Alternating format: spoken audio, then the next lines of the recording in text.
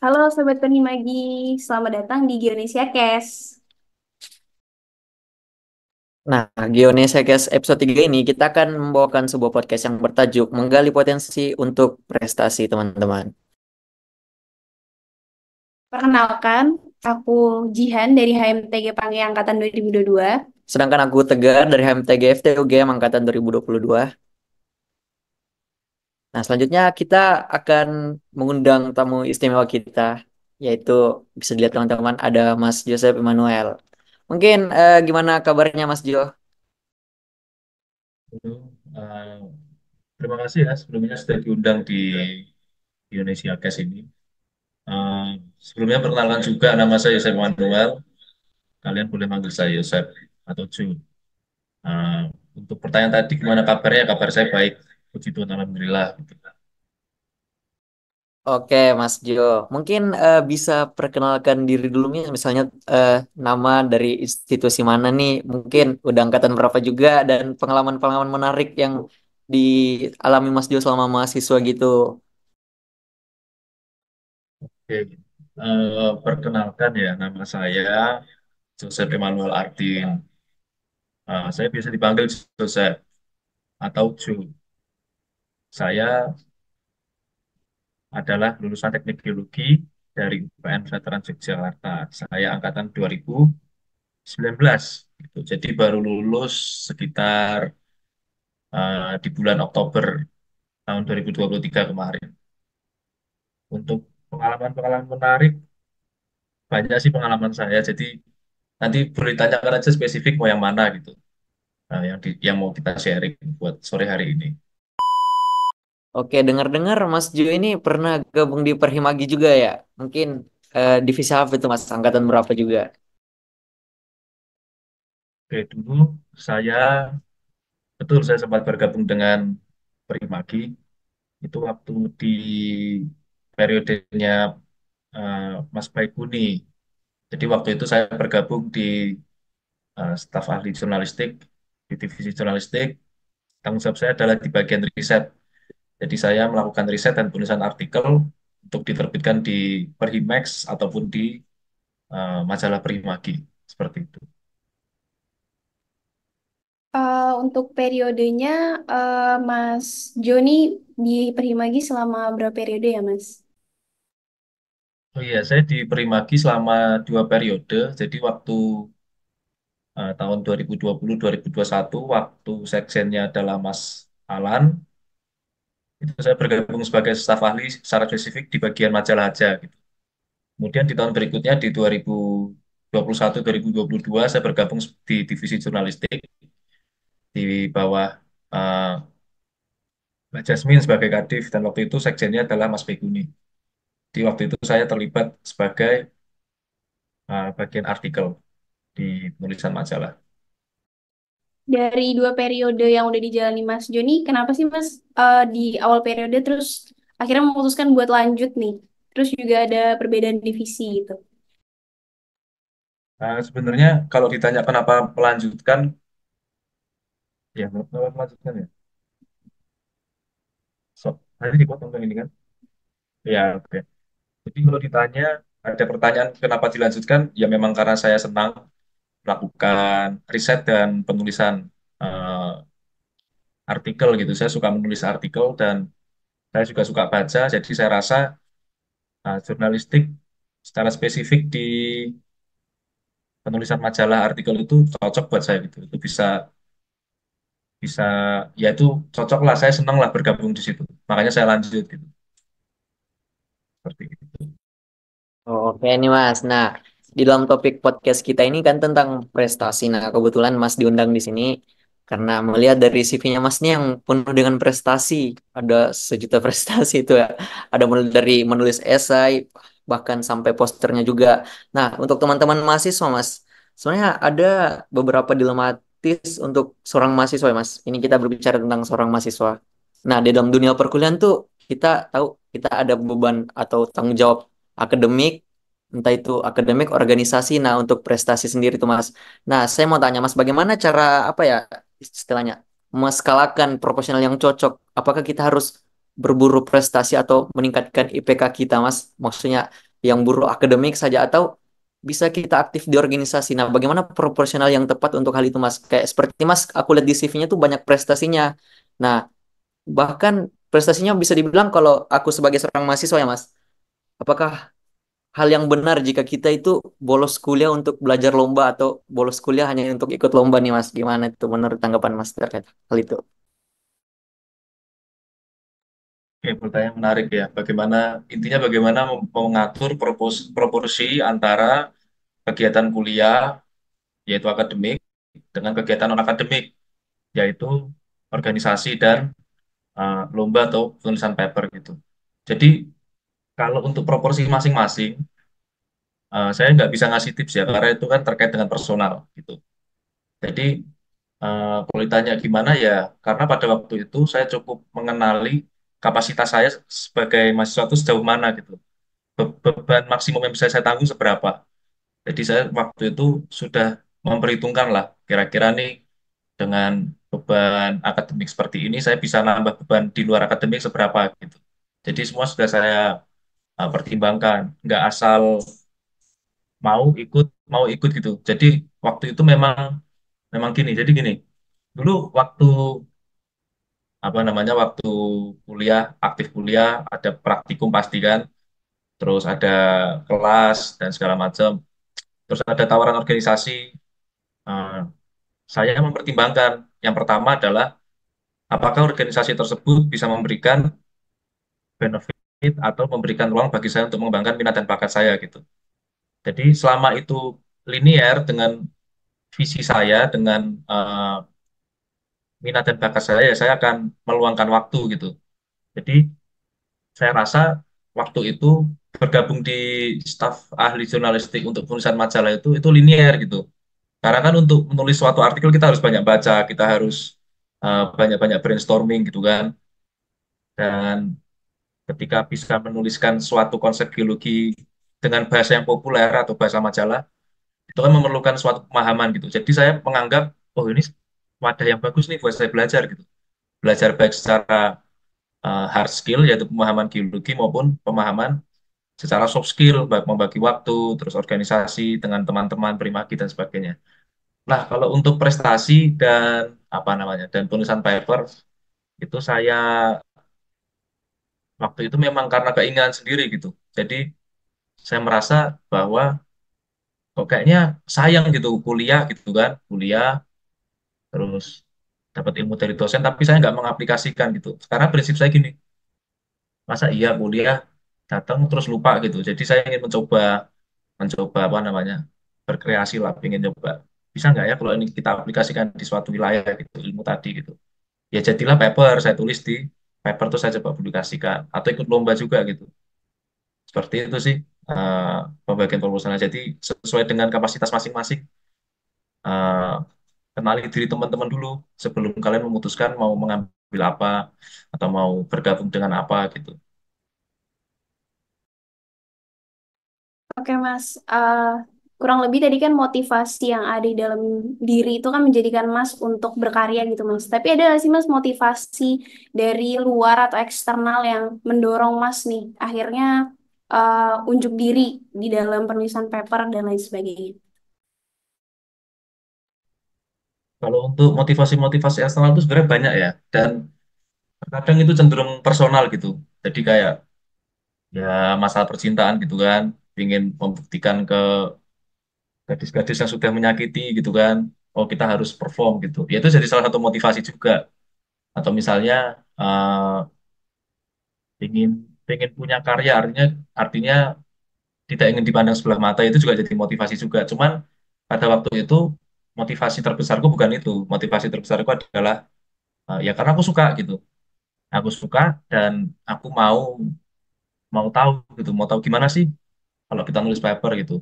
Atau gimana sih rasanya kita mempresentasikan karya kita di depan orang-orang yang kita anggap jauh lebih keren gitu. Kayak misalnya beberapa pengalaman, saya punya pengalaman di presentasi paper di IPA gitu kan.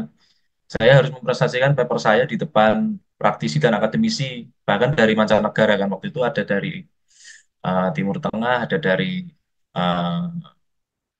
kalau nggak salah Iceland atau Finland gitu. Nah, jadi waktu itu saya memang penasaran aja, gimana ya rasanya ya. Dan ternyata setelah saya jalani, oh, ternyata menyenangkan juga gitu. Banyak hal-hal yang nggak kita dapat di bangku perkuliahan, tapi kita dapat di event-event seperti itu. Jadi kalau ditanya motivasi eksternal terbesar apa ya, yaitu saya suka aja gitu. Kalau soal cinta-cinta gitu ya adalah satu dua gitu, tapi nggak terlalu banyak. Sama didorong teman juga sih, teman-teman ada support, mereka support. Ayo kamu harus harus bisa gitu, harus bisa menunjukkan kamu bisa gitu, jangan di underestimate terus gitu. Gitu. Cuman pesanku gini sih, jangan mengandalkan atau jangan menunggu motivasi eksternal itu datang. Seharusnya motivasi terbesar dari dalam diri kita sendiri. Oke Mas, nah yang saya tanggap tuh intinya motivasinya itu karena suka dulu ya. Karena betul itu kata Mas Jo, kayak kita harus bisa suka dulu supaya kita tertarik untuk hal tersebut. Nah, eh kalau sekedar suka doang itu kayaknya aku rasa belum cukup ya Mas. Kita perlu perjuangkan juga ya seperti kayak pacarnya Mas Jo tadi yang eh, kalau suka doang itu agak sulit Mas. Jadi saya ingin bertanya, bagaimana pertama kalinya Mas Jo itu ikut sebuah kompetisi? Entah, aku juga nggak tahu kompetisi pertamanya Mas Jo, tapi apa langkah pertamanya Mas Jo tiba-tiba ikut kompetisi dan tiba-tiba suka itu? Nah, terus apa yang Mas Jo persiapkan terhadap kompetisi pertama itu? Apakah nggak semulus yang di CV-nya Mas kayak langsung menang gitu? Mungkin ada kompetisi yang nggak tertulis di situ yang mungkin Mas Jo pernah gagal juga. Nah, gitu sih Mas. Oke, soal soal itu sebenarnya aku sudah mulai melakukan kompetisi-kompetisi kayak gitu penulisan karya ilmiah itu dari SMA. Jadi waktu SMA itu dulu ceritanya gini, ini kita sharing aja ya. Waktu itu dari saya kelas 10, HP ku hilang gitu. Terus kebetulan orang tua nggak mau beliin kan, karena itu udah dibeliin malah hilang gitu. Jadi aku berpikir gimana caranya ya waktu itu supaya aku bisa dapat duit buat beli HP gitu kan, beli HP baru gitu. Terus akhirnya dikasih tahu tuh di SMA aku mau ada lomba penulisan gitu kan. Hadiahnya lumayan gitu. Aku mikir wah ini hadiahnya bisa buat beli HP baru gitu kan. Dan jajan tambahan jajan gitu. Jadi motivasiku pada awalnya itu adalah karena aku butuh uang. Itu yang pertama. Nah, terus apakah kompetisi pertamaku berjalan mulus? Enggak. Jadi waktu itu kan motivasiku uang nih. Terus aku coba bikin abstrak, aku coba bikin segala sesuatu. Waktu itu aku dibimbing sama salah satu guruku, guru geografi. eh, Ya dia bilang ini kok jelek banget ini tulisanmu gitu kan. Ya gimana Pak? Harusnya. Ya udah akhirnya tetap disamit, terus ditolak lah sama event. Jadi ditolak terus tahu berapa kali ditolak. Proposal risetku itu ditolak terus sampai mungkin 3 atau 4 kali gitu. Dan ternyata nggak dapat uang gitu. Ya kan nggak juara, nggak dapat uang kan, udah ditolak nggak dapat uang, nggak beli HP baru. Tapi setelah proses itu malah aku seneng gitu, jadi terpacu, malah jadi penasaran gitu, kayak kayak kok aku kemarin nggak lulus ya, salahku gimana gitu. Jadi ada rasa penasaran untuk menaklukkan seleksi-seleksi gitu. Kan pertama seleksi abstrak dulu kan, baru nanti ada seleksi full full naskah dan ada presentasi. Jadi selalu gagal kalau nggak di abstrak itu di seleksi full naskah gitu. Jadi aku penasaran, ini akunya yang tanda kutip kurang atau memang terlalu berat ini. Jadi rasa penasaran itu yang dorong aku untuk ya lama-lama jadi suka gitu kan. Ya kayak kalian jatuh cinta sama orang gitu kan, lalu penasaran dulu atau pakai perasaan kan. Jadi gitu ceritanya dulu. Nah, itu kan pas SMA. Jadi SMA itu setelah 3 atau 4 kali event saya nggak dapat, artinya ditolak.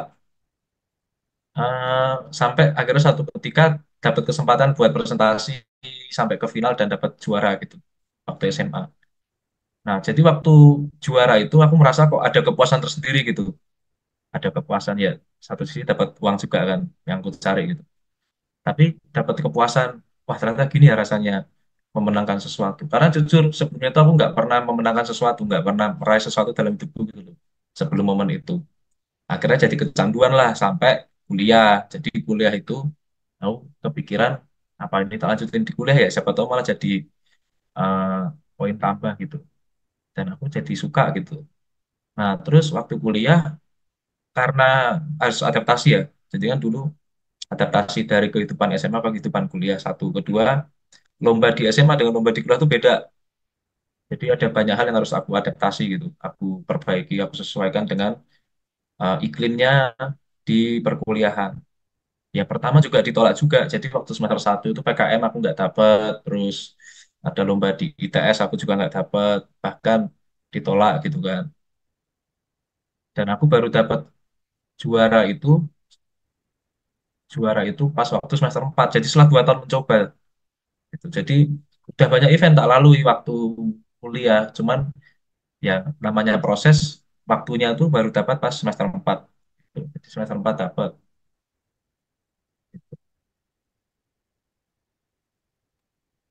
Oke Mas, mungkin sobat-sobat Perhima gini pengen tahu nih Mas, kita kalau mau masuk di ranah penulisan paper dan lain sebagainya itu modal apa sih Mas yang emang harus ada gitu? Selain keinginan, selain keberanian, modal apa sih Mas yang harus emang kita siapkan gitu? Oke, kalau modal itu yang pasti pertama dan paling mendasar dan paling penting itu adalah kemauan, motivasi gitu. Tetapkan dulu motivasi kalian untuk menjadi berprestasi itu apa gitu. Untuk ikut lomba itu apa? Apakah karena uang, apakah karena seneng, apakah karena ingin mendapat pengakuan dari lingkungan atau ingin mendapatkan pengakuan dari orang tua atau sebagainya. Kan banyak banget tuh motivasi-motivasi. Atau pengen keren biar bisa dapat banyak cewek dan sebagainya. Dan banyak tuh motivasi-motivasi kan. Pertama ya itu harus tetapkan dulu motivasi kalian apa. Kenapa kalian mau melakukan hal-hal yang itu sebenarnya capek gitu loh. Udah kuliah masih nambah kerjaan lagi kan. Itu kan capek sebenarnya. Jadi harus punya motivasi yang kuat. Itu yang pertama. Yang kedua, punya keberanian dan eh, mentalitas nggak mau kalah gitu. Jadi ya itu yang jadi modalku waktu itu. Jadi memang apa ya waktu kompetisi atau nulis paper tuh pokoknya gimana caranya ini nggak boleh kalah lah karena nggak suka kalah gitu. Kalau untuk lomba ya. Terus yang ketiga itu ini tips aja. Yang ketiga itu waktu itu aku memang sudah membangun timku dari semester satu waktu kuliah. Dan aku bersama dengan timku yang sama dari semester satu sampai semester 4. Dari pertama kali kita nyoba lomba dan gagal sampai kita pertama kali menang lomba gitu. Jadi itu timnya sama. Nah, jadi saranku atau modalku itu adalah ya bangunlah tim yang kuat gitu. Tim yang kuat itu bukan kalian cari teman yang paling pinter atau tim yang atau orang yang paling jago apa misalnya geologi struktur atau sedimentologi bukan gitu. Tapi carilah teman yang itu satu, ini pesan aja satu punya visi yang sama sama kalian gitu. Jadi punya visi dan kemauan untuk berprestasi. Yang kedua, eh, orang yang jujur. Jujur dalam artian dia nggak nggak yang berbohong demi menjaga perasaanmu gitu. Jadi temenku itu yang satu tim itu kalau aku punya ide, kita brainstorming, dia kalau misalnya merasa ideku jelek ya dia akan di depan mataku bilang gini, idemu jelek nggak pantas bro, ganti aja yang lain. Ya dia jujur gitu dan dia punya alasan yang logis dan sistematis untuk bilang kenapa itu jelek gitu. Dan dan kalian juga nggak boleh baper gitu karena kan ini konteksnya brainstorming untuk ini kan. Jadi harus punya teman yang jujur dan support gitu, support dalam artian saling melengkapi lah kalau kita bahasa kerennya saling melengkapi gitu. Jadi dalam dalam mencapai sesuatu itu kalian nggak bisa sendiri, harus ada tim, harus ada teman yang mensupport gitu kan, mensupport dan itu harus saling melengkapi. Carilah teman yang saling, bukan yang paling gitu. Itu kalau uh, prinsipku seperti itu ya. Terus yang keempat nih, harus punya apa restu orang tua. Jadi nggak bisa dipungkiri bahwa semua yang aku dapat itu atas restu orang tuaku dan atas doa dari orang tuaku gitu. Jadi uh, bilang aja ke orang tua gitu, mau ikut lomba gitu, biarkan mereka berdoa gitu. Nanti pasti ada bantuan-bantuan dari langit gitu kan, yang kita nggak tahu tiba-tiba ada gitu. Jadi orang tua itu akan membantu dengan jalur langit gitu kan. Atau bisa juga memberikan modal gitu, karena buat riset, buat apapun itu kan kita perlu biaya kan. Jadi harus ada restu orang tua yang keempat. Itu yang kelima ya banyak-banyaklah berdiskusi dengan uh, orang yang kalian anggap lebih senior gitu. Jadi dulu aku banyak menghabiskan waktuku untuk berdiskusi dengan alumni, dengan praktisi. Jadi punya kenalan yang dia kerja di mana, udah cukup senior ya kita banyak diskusi tentang gimana sih pandangan seorang praktisi tentang topik ini gitu. Atau ada omku juga yang geologi kita bisa diskusi, Om ini gimana ya Om ya, secara pandangan Om sebagai uh, praktisi geologi gitu. Jadi banyak-banyaklah berdiskusi dan berkomunikasi atau bergaul dengan orang-orang yang apa namanya ya, yang punya kapasitas gitu. Jadi waktu yang kalian habiskan itu satu ya itu fun kan kita ngobrol santai. Dua isi obrolannya daging jadi nggak yang nongkrong kosong gitu. Nah itu salah satu tips gimana caranya atau hal apa aja yang perlu disiapkan gitu sebelum kalian uh, memutuskan untuk atau memulai untuk mengejar prestasi gitu. Oke nih Mas. Nah, sudah ada tips dan triknya nih. Nah, pertanyaan selanjutnya nih Mas. Selama Mas menjalankan atau selama berkompetisi atau selama mencari prestasi, apa sebenarnya tantangan terbesarnya atau apa hambatannya dalam mendapatkan itu? Kan Mas juga pernah kalah, pernah menang. Nah, apa yang menyebabkan Mas bisa kalah atau kenapa kita sebagai mahasiswa itu apa yang masih belum bisa kita dapatkan sehingga kita belum bisa mendapatkan prestasi tersebut Mas. Mungkin kita kayak kayak mahasiswa mungkin prestasi itu dia masih tuh dipandang sebelah mata lah gitu kayak ngapain lah prestasi yang penting bisa lulus dapat kerja dan dapat uang gitu kan Mas. Nah, apa sebenarnya yang menjadi problem di situ Mas? Oke, kalau soal inti pertanyaannya adalah gimana mengatasi pandangan-pandangan bahwa ya udahlah ngapain berprestasi, yang penting kuliah selesai kita dapat kerja bisa hidup gitu kan. Kalau itu kembali ke masing-masing sih menurutku ya. Permasalahannya tuh kalau dijabarin ini ya obrolan filsuf sampai pagi nih, obrolan jam jam 1 malam ke atas gitu. Kenapa kok banyak orang merasa bahwa kita cukup kuliah aja nggak perlu banyak berprestasi atau aktif aktif di luar dari perkuliahan itu. Cuman kalau yang aku bisa bilang di sini ya itu karena background masing-masing. Jadi kan setiap orang kan punya prinsip dan cara berpikirnya masing-masing kan. Itu kan dibentuk dari suatu apa ya, dari suatu lingkungan gitu atau suatu latar belakang yang berbeda-beda. Makanya ada yang punya pendapat. Oke, oke kalau untuk hambatan, hambatan yang paling paling terasa waktu aku eh, aktif lomba atau aktif paper itu yang pertama tuh pasti bagi waktu. Itu paling parah itu. Jadi dulu tuh pernah satu momen aku aktif di Perimaki, aktif di himpunan jadi Kasubdif, terus waktu itu megang research project pribadiku, punya punya aku sendiri sama teman-teman gitu.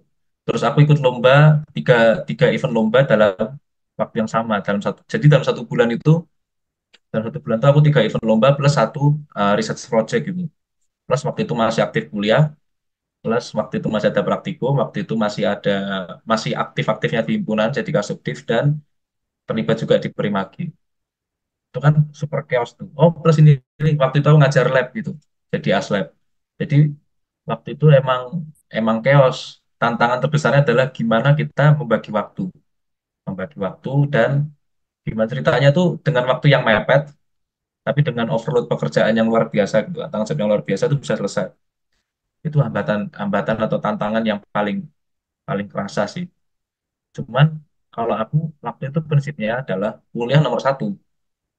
Jadi nggak ada cerita aku apa namanya nggak ada cerita aku bolos kelas, nggak ada cerita aku bolos praktikum demi pergi ke lapangan ambil data gitu ya. Kalau mau ambil data ya hari Minggu gitu kan, sepulang gereja atau hari Sabtu gitu. Jadi aku menyusun segala sesuatu itu berdasarkan prioritas. Mana yang itu prioritas paling tinggi, mana yang prioritas paling rendah gitu. Yang menurutku lomba itu ya prioritas kesekian gitu kan.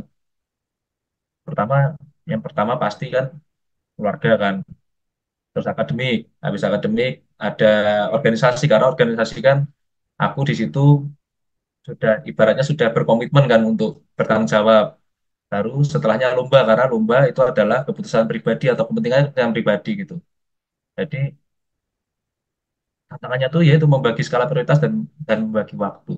Nah, kalau untuk ada orang-orang yang pandangannya, wah kuliah udah capek, praktikum banyak, lagi geologi kan, tahu sendiri kan, kita 1 minggu lapangan, outputnya paling 3 hari udah harus dikumpul terus presentasi di lab gitu. Belum lagi praktikum yang lain, belum lagi yang apa, tugas dosen dan lain sebagainya ya bakal chaos gitu kan. Yakin pasti chaos gitu. Udah lah ngapain nulis-nulis paper atau ikut-ikut lomba, kita aja tenaga capek gitu kan, belum organisasi dan lain. Ya itu masing-masing orang kan punya ini ya, punya tujuannya masing-masing ya, punya keinginannya masing-masing, punya ambisinya masing-masing gitu. Jadi ya kalau ada orang berpikir demikian ya silahkan saja gitu. Menurutku ya silahkan silahkan saja. Toh eh, yang nanti menjalani kan mereka dan toh yang akan menjalani kan aku juga gitu. Jadi aku nggak pernah ambil pusing gitu. Dan aku juga memahami bahwa eh, pemikiran mereka seperti itu kan dibentuk dari latar belakangnya panjang kan, dari lingkungan, dari mungkin parenting style dan sebagainya. Jadi ya udahlah, pokoknya selama aku bisa seneng dan aku bisa puas dengan apa yang tak kerjakan dan aku bisa mendapatkan apa yang aku inginkan, kenapa kenapa harus memikirkan pemikiran-pemikiran yang harusnya nggak tak pikirin gitu. Dari perjalanannya Mas Jo selama ini tuh kan pasti ada orang-orang hebat nih di belakang Mas Jo. Karena Mas Jo juga termasuk orang hebat nih salah satunya. Ada nggak sih Mas role model yang benar-benar buat Mas Jo kayak gue harus jadi kayak dia nih gitu. Atau mungkin itu tuh dorongan Mas gitu loh untuk bisa setara dan lain sebagainya lah sama kayak si role model ini. Ada nggak Mas? Oke, kalau soal role model pasti ada ya. Pasti aku punya role model gitu. Cuman kalau untuk menjadi setara dengan dia, aku kayaknya nggak pernah mikir sampai ke sana ya. Karena ini role model ini bener-bener aku anggap wah ini dewanya geologi nih gitu kan.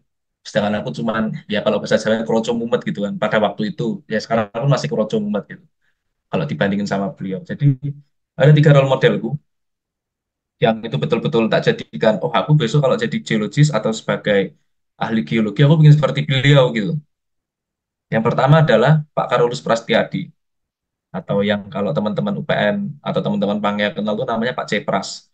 Jadi dia adalah dosen geologi struktur, kemudian dia dosen tektonik juga, dosen geologi Indonesia. Beliau itu yang memberikan saya banyak kesempatan gitu untuk memberikan saya kesempatan dan percaya untuk memulai sesuatu gitu. Jadi saya pernah bergabung di proyeknya beliau dan saya melihat bagaimana cara beliau memimpin sebuah tim dan memanage sebuah tim itu sangat sangat membuat saya terpesona gitu. Yang pertama, yang kedua, bagaimana cara beliau itu menyampaikan atau mengajar. Jadi beliau tuh tidak pernah menggunakan bahasa-bahasa yang sulit gitu ya, kayak misalnya apa apa yang sulit ya, misalnya transtension to transpersion with high sedimentary supply, bla bla bla. Itu kan bahasa-bahasa yang keren dan agak asing ya. Beliau tidak pernah menggunakan itu, beliau selalu menggunakan bahasa sehari-hari. Kayak misalnya, ini cekungannya kenyang nih, gitu kan. Cekungannya kenyang nih, dia dikasih makan nih sama sungainya nih. Itu kan bahasa-bahasa yang mengesaharikan aktivitas geologi gitu kan. Jadi mempersonifikasi eh, event-event geologi dan saya suka dengan itu. Jadi beliau itu selalu seperti bercerita lah kayak dongeng gitu. Jadi suatu hari nanti ada ya mimpi atau keinginan jadi seperti beliau, eh, bisa menyederhanakan bahasa geologi yang susah itu menjadi sesuatu yang bisa dipahami oleh bahkan orang awam sekalipun gitu. Yang pertama Pak Pras, yang kedua ada eh, namanya Mas Diki Haris Hidayat atau Pak Diki Haris Hidayat. Beliau adalah alumni UPN angkatan 2002, kemudian melanjutkan S2 di Norway, kemudian S3 di Norway, kemudian melanjutkan postdoc di Norway dan sekarang postdoc di, kalau nggak salah ya, postdoc atau menjadi dosen di Arab Saudi gitu. Beliau itu sangat aktif dalam penulisan paper gitu. Jadi paper-papernya itu selalu selalu inilah selalu eh, monumental gitu. Jadi saya sangat enjoy membaca paper-papernya beliau gitu. Selalu berkualitas lah. Q1, Q2, Q1, Q2 gitu. Ya, itu role model saya dalam dalam melakukan penulisan paper gitu. Satu hari aku pingin nih kayak Mas Diki nih atau Pak Diki nih. Dan beliau tuh sangat humble. Jadi ketika saya mencoba menghubungi untuk berdiskusi, beliau sangat-sangat humble. Saya bilang, oh silakan bro. Jadi manggilnya nggak nama gitu, bro. Ini bro, nanti gini ya bro, kita gini-gini bro. Bahkan eh, dia selalu tetap santai gitu, nggak ada kayak nggak ada gap gitu. Padahal kan secara keilmuan dan secara umur kan kita jauh ya. Tapi saya nggak merasa ada gap gitu antara saya dan beliau dengan Mas Diki. Itu yang kedua, Mas Diki. Yang ketiga adalah ayah saya sendiri. Jadi saya melihat eh, kalau tadi yang pertama itu Pak Pras sebagai ahli geologi, kemudian Pak Diki Harisdaya sebagai seorang researcher, yang ketiga ini ayah saya sebagai seorang laki-laki gitu. Jadi saya melihat suatu saat nanti saya ingin jadi seorang laki-laki atau seorang suami atau seorang ayah yang seperti bapak saya gitu. Jadi saya melihat tuh papa saya itu orangnya tegas, tetapi dia eh, penuh kasih gitu. Dan dia itu disiplin, tapi sembodo. Jadi disiplin dan sembodo gitu. Jadi selalu bilang memberi memberitahu dengan contoh gitu. Kayak misalnya, kamu nggak boleh telat ya nanti. Ya beliau akan datang dengan on time juga. Jadi saya sangat sangat inilah ya, sangat ingin jadi eh, eh, seperti bapak saya. Terlebih kan karena bapak saya kan atau papa saya ini kerjanya di lingkup geologi juga ya, geoscience gitu. Jadi kalau saya lihat, saya ingin ini jadi orang lapangannya seperti seperti dia, punya tanggung jawab, punya komitmen, disiplin, tegas, kemudian apa ya, tapi satu sisi nggak nggak otoriter gitu, lurus juga, jadi penuh tanggung jawab lah intinya, tanggung jawab ke pekerjaan dan tanggung jawab ke keluarga.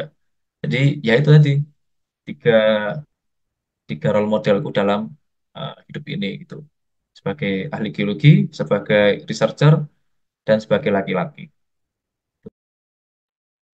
Oke Mas, menarik nih.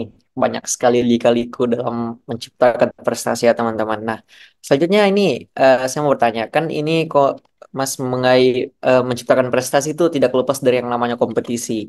Nah, sedangkan kompetisi itu secara ranahnya kita mencari yang terbaik dari yang terbaik. Nah, otomatis di saat Mas berkompetisi itu ada banyak tuh orang-orang hebat juga yang mungkin saingannya atau lawannya Mas dalam berkompetisi.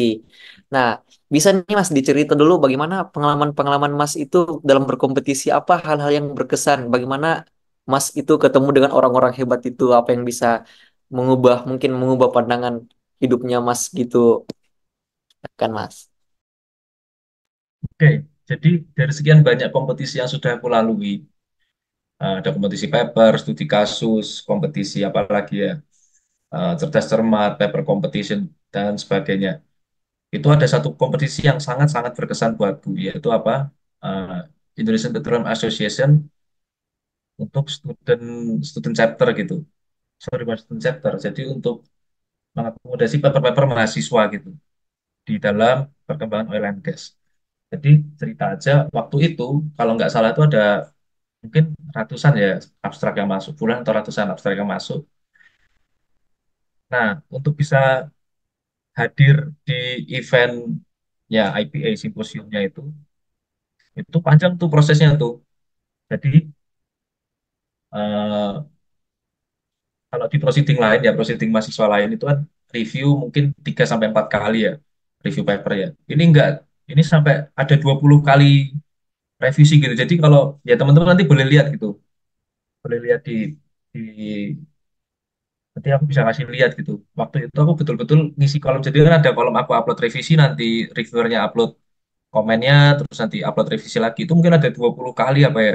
Kita bolak-balik kirim email, kirim apa, bolak-balik revisi. Kita revisi, ada revisi lagi, kita revisi, ada revisi lagi. Itu yang pertama. Jadi perlu apa ya, kegigihan lah dan kemauan yang kuat.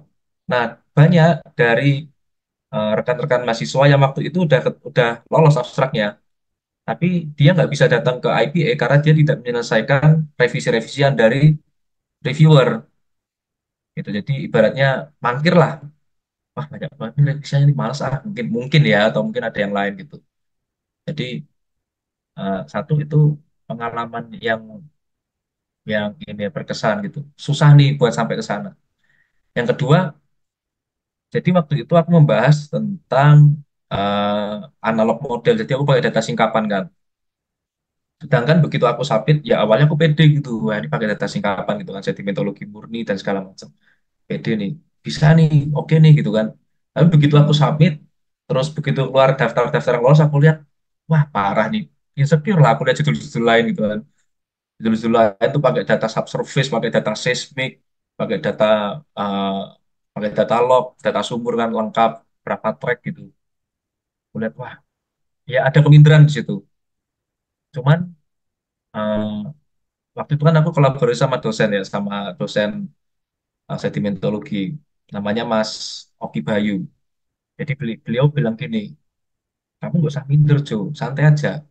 Justru yang lainnya pakai subsurface, kamu pakai data permukaan sendiri, pakai data outcrop sendiri, kamu memberikan kesan berbeda di antara penulis lainnya gitu. Yang lainnya sibuk di subsurface, kamu malah asik sendiri di surface gitu. Itu akan memberikan warna berbeda. Jadi nggak usah minder, cukup kamu perkuat aja argumen dan datamu. Biar nanti orang menilai gitu, kamu jangan insecure. Nah, tapi ya tetap insecure lah. Ya kali nggak insecure kan data data ratusan ribu dibandingin sama data miliaran gitu kan.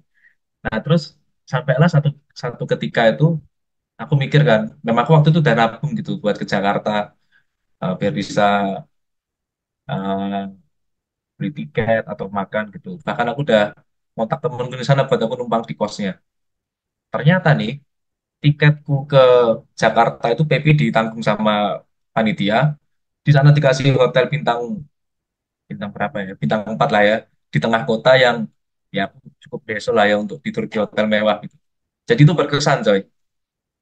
Terus eh, makannya enak-enak terus ada sesi gala dinner sama lunch itu sama orang-orang migas yang istilahnya kayak eksekutif-eksekutif gitu loh. Kita ini kan waktu itu keroco-keroco mumet ya, jadi merasa kayak kayak wah bisa makan satu meja gitu. Waktu itu aku makan satu meja sama ada akademisi dari Eropa, cuman aku agak lupa apa namanya negara, mungkin UK atau Scotland ya. Jadi satu meja di situ terus wah kapan lagi nih satu meja sama bule kan, atau sorry nih bukan jangan bule lah ya, satu meja, wah kapan lagi bisa satu meja sama uh, orang asing gitu kan dengan foreigner gitu. Ya itu jadi pengalaman berkesan gitu. Jadi kita banyak sharing gitu kan, banyak sharing. Nah sampai satu ketika aku tuh nggak sebenarnya tuh nggak tahu, aku tuh nggak tahu kalau ternyata di IPA itu bukan cuma presentasi, tapi ada award-nya, best presentation sama best poster. Jadi kan aku ambil oral presentation kan. Nah, jadi dari sekian banyak abstrak yang masuk itu cuma 17 mahasiswa yang bisa berangkat ke IPA. Nah, waktu itu kan aku ambil oral presentation, terus aku tuh nggak tahu tuh, bener-bener nggak tahu kalau ada word-nya gitu. Aku baru tahu tuh pas Hamin 1 atau Hamin jam gitu sebelum aku presentasi, temanku bilang, wes santai aja, yang penting udah sampai sini, kita nggak usah ngejar award orang presentation. Ah, ini ada orang apa ada award best presenter gitu. Loh, ada, aku nggak tahu. Ya nggak tahu, jadi aku nggak menyiapkan gitu. Ya udah, akhirnya aku apa namanya berusaha memberi yang terbaik, dan waktu itu teman-teman satu kamarku tuh bilang gini, wah lu sih yang dapet nih, kan orang Jakarta kan, lu nih yang dapet nih, kayaknya nih feeling gua nih lu nih yang dapet nih awardnya nih. Terus sampai akhirnya ya pasti kan pede kan, apa ada jumawa kejumawaan jumawa, sampai akhirnya tuh aku nonton mahasiswa terakhir yang presentasi sebagai presenter. Aku nonton sama teman-temanku kan, teman-teman kamar yang baru ketemu di situ juga. Terus kita ngobrol, wah ketoknya gue Sep, ada orang Jawa, kayaknya kamu Sep yang dapet. Iya kayaknya feeling gue sih lu gitu. Tapi begitu ada satu orang ini presentasi, kita semua langsung diem kan. Wah gila parah nih, presentasinya bagus banget gitu kan. Bener-bener bagus, bahasa Inggrisnya sangat bagus, sangat fluent, sangat logatnya udah dapet tuh, logat-logat apa, logat-logat Inggrisnya udah dapet. pokoknya keren banget lah. Dan dia jawabnya tuh sangat sistematis, sangat rapi, waktunya tuh rapi banget. Jadi kayak udah terstruktur dan itu udah dilatih selama berkali-kali gitu loh. Udah terlihat itu presentasi yang udah dilatih berkali-kali gitu. Gak yang spontan gitu kan, aku lebih senang spontan ya.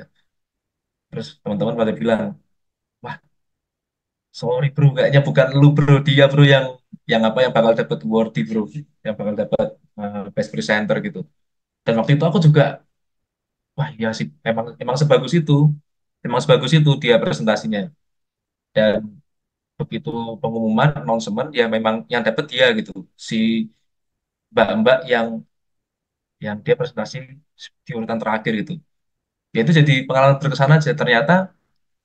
Eh, ternyata gini, hidup itu nggak selalu seperti yang kita ekspektasikan gitu. Kayak di kompetisi kan, kita ekspektasi minder gitu kan. Ternyata nggak juga gitu. Ternyata kita di sana cukup cukup dihargai dan diakui gitu. Oke lah gitu kan, nggak jelek-jelek banget gitu. Jadi rasa minderku tuh, ekspektasiku akan keminderan itu ternyata nggak gitu kan. Nah, datanglah ekspektasi lain bahwa wah punya lu nih oke banget nih. Ternyata nggak juga kan. Ternyata ada yang lebih oke lagi kan. Jadi kompetisi itu tuh apa namanya, ada banyak dinamika yang menunjukkan bahwa ya itu tuh harusnya tanpa ekspektasi supaya lebih tenang, lebih bahagia, lebih puas gitu kan. Jadi ya mengikuti kompetisi itu menurutku bukan sekedar mencari juara, tapi gimana ceritanya atau gimana caranya kita belajar dari orang-orang yang jauh-jauh lebih hebat daripada kita gitu. Dan gimana cerita juga kita bisa sharing dengan orang-orang yang bisa dibilang sedang belajar untuk menjadi seperti kita gitu.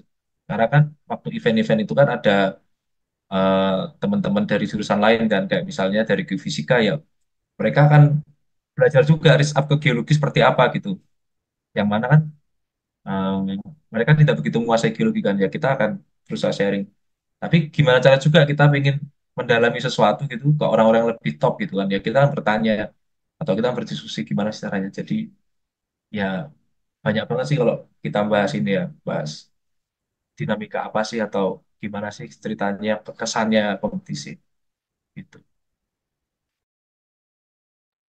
Oke Mas, dari jajaran banyaknya pengalaman menarik, pengalaman yang nggak terlupakan, ada nggak sih Mas pengalaman buruk atau mungkin titik terendahnya nih dari seorang Mas Joseph? Boleh dong Mas diceritain? Ada. Jadi gini ceritanya, ada tuh. Jadi ceritanya gini, jadi waktu itu nih semester 6 yang tadi aku ceritain sibuk banget tuh. Ada praktikum, kelas, lomba, paper, aku ngajar di lab, perimagi, dan himpunan dalam satu waktu gitu. Nah, jadi ya itu agak bodoh sih sebetulnya. Aku meng-apply 3 lomba yang itu berlangsung di bulan yang sama gitu kan. Ternyata nih, ternyata ada 3 dari 2 lomba itu yang itu presentasinya di hari H, eh di hari H yang sama gitu. Jadi lomba satunya itu aku dikasih soal studi kasus dan aku dikasih waktu kayak 3 atau 4 jam gitu buat menyelesaikan data yang dikasih. Kemudian dipresentasikan langsung di depan dewan juri. Nah, itu bersamaan dengan aku presentasi studi kasusku yang lain di event lomba yang lain. Jadi jamnya tuh bener-bener tabrakan. Dan masalahnya adalah timnya tuh sama orangnya. Jadi kita bertiga nih. Aku, namanya ada temanku namanya Iqbal Maulana sama satunya Ardiana Rindra. Kita bertiga nih di lomba yang sama, jamnya sama tabrakan. Jadi harus ngerjain esai, harus ngerjain report data yang satu, data statikis, dan harus mempresentasikan di waktu yang benar-benar sama tabrakan tuh.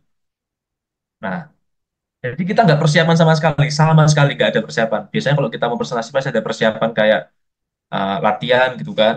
Ada latihan, terus kita brainstorming, kita susun flow-nya dari ide ini ke ide ini, kita kasih hook. Itu kan perlu perlu brainstorming ya.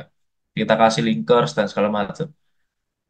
Nah, waktu itu tuh nggak bener-bener semua spontan, full spontan gitu kan. Dan waktu itu data yang dikasih itu data geothermal lengkap, full lengkap gitu. Data geokimia, terus resistivity, gravity magnet dan segala macam. Dan waktu itu kita belum belum belajar tentang geokimia panas bumi gitu. Jadi ya harus harus mengerjakan dalam waktu yang singkat dengan pertanyaan yang susah gitu kan. Satu sisi ini harus prestasi nih, prestasi di lomba yang lain gitu kan. Ya udah mau nggak mau kan, tanpa persiapan, bener-bener gambling lah. Dan kita bertiga tuh nggak mau ngelepas salah satu. Pokoknya udahlah kita hajar aja dua-duanya. Jadi waktu itu si dua temanku ini, si Ian sama Iqbal, dia itu eh, apa namanya? Dia yang presentasi di lomba satunya, sedangkan aku mengerjakan soal soal kasus di lomba yang satunya lagi. Jadi sebut aja yang presentasi itu si B, eh, lomba B, kasus yang terkait itu lomba A. Jadi aku ngerjain lomba A, sementara aku ngerjain lomba A, mereka presentasi di lomba B. Kan harusnya aku presentasikan, tapi aku nggak ikut. Nah, jadi kan itu satu ruangan ya. Aku ngerjain soal, mikir gitu kan, sebelah itu presentasi gitu.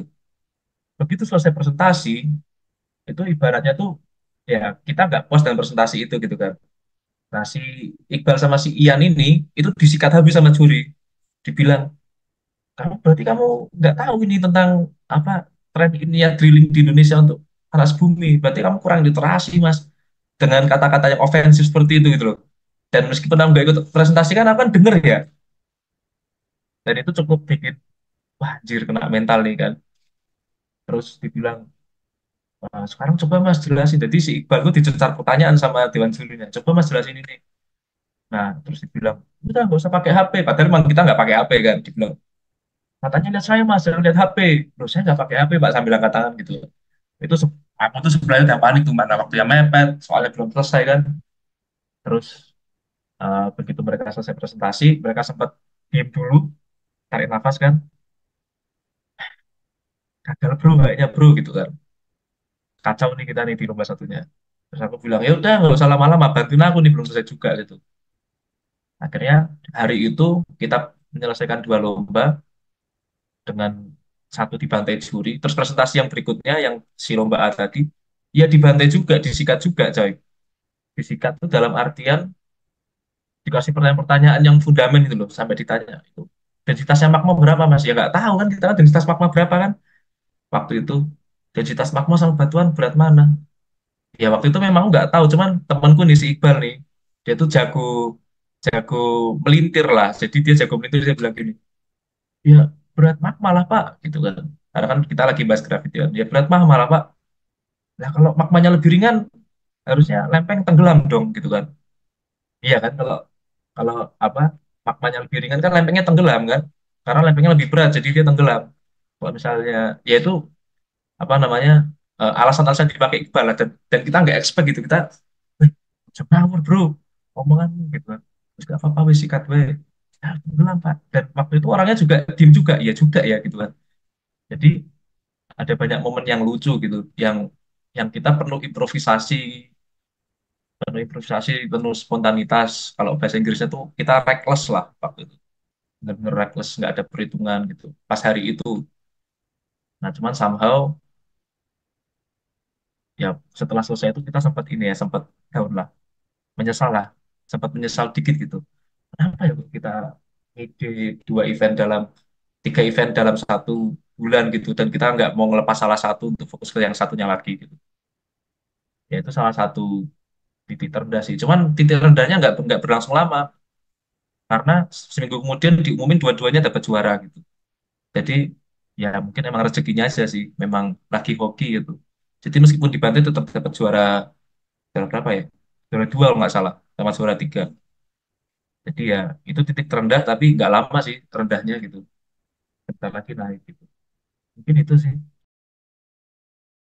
Nah, oke Mas. Nah, selanjutnya nih kami atau teman-teman mahasiswa sebenarnya mau minta pesan atau mungkin Mas ada saran bagaimana untuk memulai Mas. Mungkin teman-teman ada teman-teman dari angkatan 2023 yang masih maba ya, atau mungkin ada calon mahasiswa angkatan 2024 nanti untuk langkah awalnya aja nih Mas, pesan untuk mereka-mereka yang mungkin belum pernah masuk ke ranah kompetisi sih Mas, tapi apa pesan yang mereka perlu siapkan begitu? Apa pesan atau saran yang mungkin bisa menggali potensi mereka untuk mengikut sebuah lomba atau mungkin daripada memendam bakatnya Mas, mungkin ada pesan yang mengeluarkan potensi-potensi mereka gitu Mas. Oke, kalau soal itu ini panjang sih kalau mau dibahas detail ya. Cuman ada beberapa poin yang bisa yang aku bisa sharing di sini. Yang pertama itu ini pengalamanku pribadi ya. Jadi aku itu tipikal orang yang kalau sore eh, sore menjelang senja gitu, aku suka ngabisin waktuku tuh di warung kopi, di coffee shop. Coffee shop ya kadang sambil ngerokok gitu kan, sambil minum kopi. Kadang sendiri, kalau sendiri aku selalu bawa buku, apapun itu bukunya, aku baca ya udah menyendiri setelah aku nanti kalau bosan baca aku akan merenung gitu kan, berkontemplasi lah, mempertanyakan banyak hal gitu. Kenapa ya kok hidup ini kayak gini? Untuk menjadi seperti ini aku harus gimana ya? Jadi aku banyak banyak menghabiskan waktuku untuk hal-hal seperti itu, hal-hal yang aku rasa itu bisa membantu aku untuk mengenali diriku gitu. Jadi pesanku atau poin yang bisa tak bagikan adalah satu, sebisa mungkin pahami dulu diri kalian tuh seperti apa. Kalian tuh maunya apa gitu. Tetapkan tujuan gitu. Tujuan kalian untuk kuliah itu apa? Apakah mau lulus top atau mau lulus cum laude top atau mau lulus plus prestasi atau mau lulus plus organisasi atau mau lulus plus semuanya. Itu semua kalian harus tetapkan, oh aku mau seperti ini. Karena kan tiap orang beda-beda ya. Jadi kenali diri kalian dulu pertama-tama gitu kan. Yang kedua, setelah kalian kenal dari setelah kalian mengenali diri kalian sendiri, kalian kan pasti tahu kan dirinya diri kalian maunya apa gitu. Atau kalian punya self awareness yang tinggi. Oh, aku kayaknya nggak oke nih kalau sama hal-hal seperti ini gitu. Punya prinsip dan boundaries gitu kan. Jadi setelah kalian tahu diri kalian seperti apa, mengenali, terus punya principles atau prinsip and boundaries, kalian akan menjadi lebih bijaksana dalam bergaul, satu, dan mengelola waktu. Karena kalian tahu yang kalian mau itu apa, gitu kan. Nah, jadi menurutku sebisa mungkin ya, pakailah waktu seenggak lazim mungkin gitu. Contoh nih gini, misalnya ya, waktu orang lain tidur, kalian baca buku. Waktu orang lain belajar, ya kalian belajar. Atau waktu orang lain makan, ya kalian makan sambil nonton podcast yang bermanfaat gitu. Contohnya podcast ini atau yang lain itu kan banyak kok podcast yang sama-sama bermanfaat. Jadi habiskan waktu kalian itu dengan bijaksana gitu. Jadi ketika orang lain tidur, kalian melakukan sesuatu yang itu punya punya dampak jangka panjang atau jangka pendek gitu. Kayak tadi yang lain tidur kamu baca buku, yang lain nongkrong sama teman-temannya pagi, kalian brainstorming sama teman-teman diskusi kalian gitu. Jadi itu akan membantu kalian untuk apa ya memiliki satu langkah lebih depan dibandingkan kebanyakan orang. Karena kalau kita ngomong konteksnya kompetisi atau paper atau kompetisi paper, kalian harus punya keunggulan kan dibandingkan orang-orang lain kan atau pesaing kalian kan. Yaitu waktu kebanyakan orang nyantai ya kalian harus kerja keras gitu. Supaya kalian satu langkah lebih di depan gitu. Kalau kalian terbiasa itu ya bisa jadi 20 langkah lebih di depan, 30 langkah lebih di depan. Jadi tadi yang pertama apa? Mengenali diri, yang kedua gunakan waktu dengan baik, dengan ditalasi. Yang ketiga adalah bergaulah dengan baik. Artinya pilih teman-teman yang bukan aku menyuruh buat pilih-pilih ya, tapi eh, harus bisa mawas diri dan membatasi atau mengontrol lah porsinya gitu. Ya aku juga seneng nongkrong sampai pagi gitu, aku seneng banget tuh ngobrolin konspirasi dunia dan sebagainya gitu kan. Cerita nabi-nabi, ngomongin apa yang lagi tren gitu. Ya aku seneng banget kayak gitu. Cuman aku sadar kalau misalnya aku tiap hari kayak gitu, ya berat juga bro kalau mau dapat sesuatu kan. Jadi aku membatasi lah. Oh, oke lah, seminggu 2 kali cukup gitu. Gitu. Jadi bergaulah dengan baik gitu. Eh, setelah bergaul dengan baik, kalian bisa juga saranku untuk memulai ya berani aja gitu. Artinya kan kalian setelah mengenali diri kalian, kalian tahu kan batasan keberanian kalian sampai di mana atau mental kalian di mana. Cuman kadang apa yang kalian tahu tuh bukan yang apa yang terjadi gitu kan. Jadi coba aja bro, gitu kan. Masalah nanti berhasil atau gagal, ya ya nggak tahu kan, nggak ada yang tahu kan. Coba aja.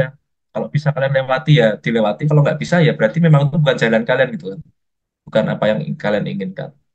Jadi tetap harus dicoba gitu. Memang langkah langkah paling susah itu adalah untuk memulai kan. Paling susah itu adalah memulai dan mempertahankan.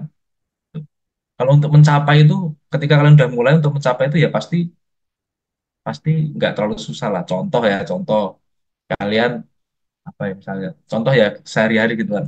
Kalian cowok nih suka sama cewek, deketin cewek, begitu dapet kadang ada kebosanan dikit, ada berantem dikit, bosen kan, males kan, cabut kan. Yang susah apa? Mempertahankan ya kan. Tapi untuk dapetinnya ya begitu dapet ya ya udah gitu kan. Ya sama kayak kayak berprestasi. Begitu kalian berprestasi, ya gimana caranya kalian untuk memulai dan mempertahankan prestasi itu. Kalau untuk mendapatkan ketika kalian sudah berproses dengan benar, menurutku pasti ada jalannya lah. Gitu. Terus apa lagi ya tipsnya? Tipsnya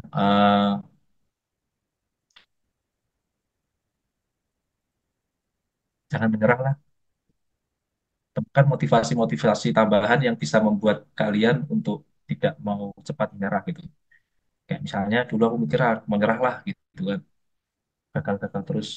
Tapi di of the day aku selalu menemukan ada ini, coy, apa namanya? Ada motivasi tambahan.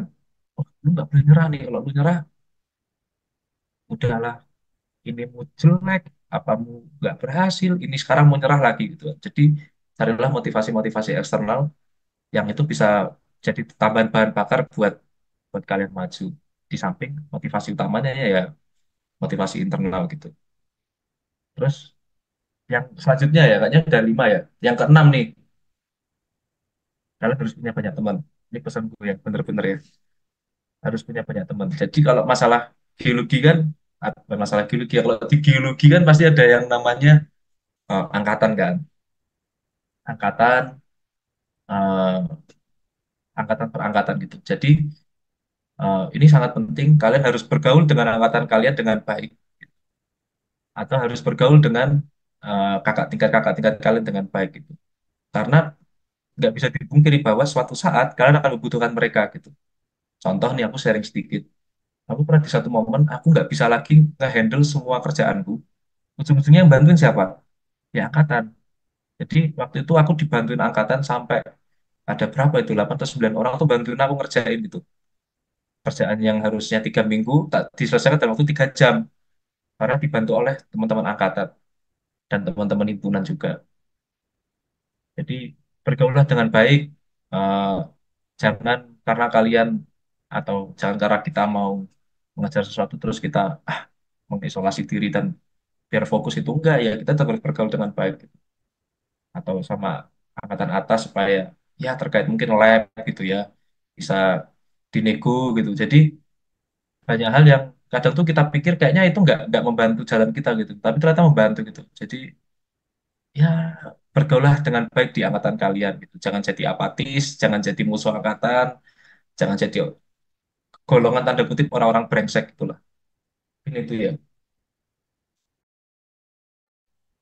Oke, itu ya pesan dan tipsnya. Mungkin teman-teman harus ingat itu ya, dicatat teman-teman. Nah, soalnya sepertinya sudah ini ya, kita sudah menggali terlalu dalam ini. eh Sekasikan mungkin bisa dicukupkan. Mungkin ada closing statement dari Mas Jo dulu sebelum kita akhiri sesi kali ini. Oke, closing statementku ini kata-kata favoritku ya. Kata-kata favoritku adalah eh, conquer the heart, conquer the earth. Artinya taklukkan hati, taklukkan bumi gitu. Filosofinya adalah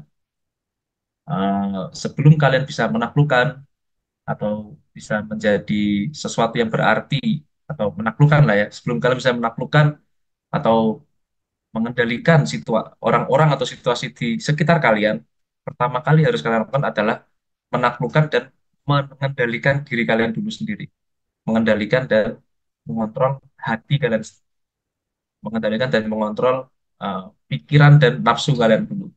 Jadi pesanku, kenali diri, taklukkan atau kendalikan keinginan atau kendalikan hati. Baru setelah kalian bisa itu, cobalah untuk keluar, kendalikan dan taklukkanlah bumi gitu.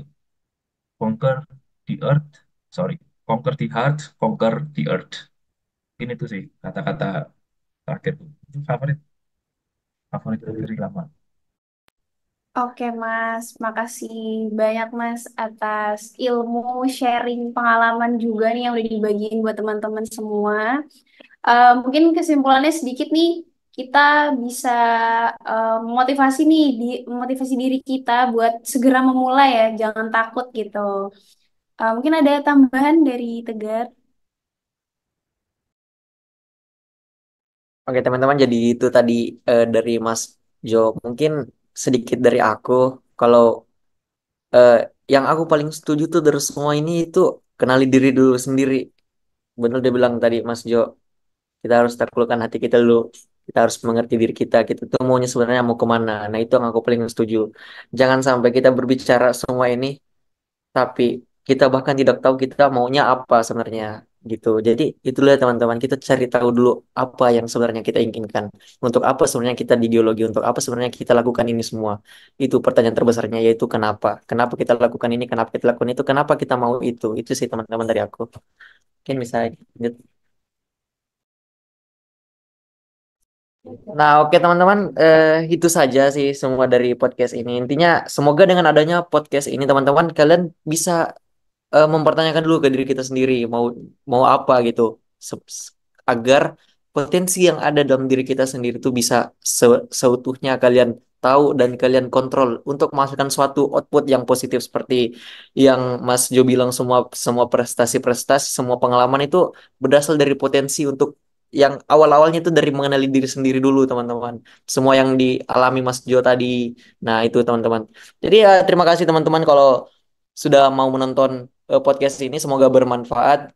Dan itu saja, sekian. Assalamualaikum warahmatullahi wabarakatuh. Salam geologi, jala, permagi.